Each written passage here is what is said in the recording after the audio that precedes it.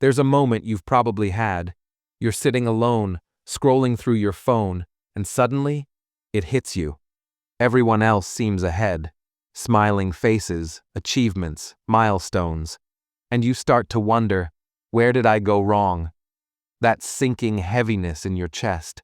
That quiet, unshakable voice that whispers, you're behind. You're not enough. You've failed. If you've ever felt this way, you're not alone. Feeling like a failure isn't just about unmet goals.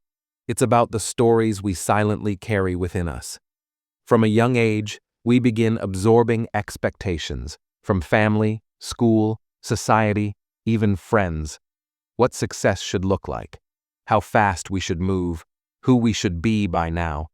And when life doesn't unfold in that timeline, we turn inward, assuming the problem is us. But failure isn't an identity. It's an experience, one that's deeply shaped by emotion, perception, and belief.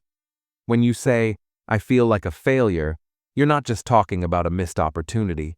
You're usually saying, I don't feel seen. I don't feel good enough. I'm scared I'll never get it right. These feelings don't come from laziness or weakness. They often come from comparison, perfectionism, and unprocessed shame. And shame is a tricky emotion. It doesn't just say, I did something wrong. It says, there's something wrong with me. And that's where the pain truly sits. When we carry the identity of failure for too long, we begin to retreat from our own life. We stop applying. We stop reaching out. We settle for less. Not because we want to, but because part of us believes we don't deserve more. And over time, this shapes how we move through the world. Relationships begin to feel strained. Confidence slowly erodes. Even joy starts to feel undeserved. It doesn't end with us either.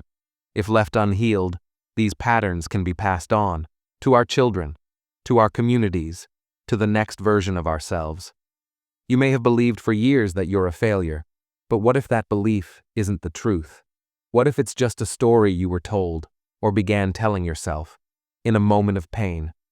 But the truth is, you are not your lowest moment.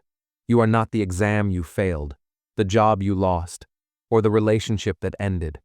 You are far more than the parts of your life that didn't go as planned. So don't feel broken. Question the voice. Next time your inner critic whispers, "You've failed," pause and ask gently, "Who told me that? Was it an old teacher? A parent who couldn't see your worth? A system that values speed over depth?" Then remind yourself, failing at something doesn't make you a failure.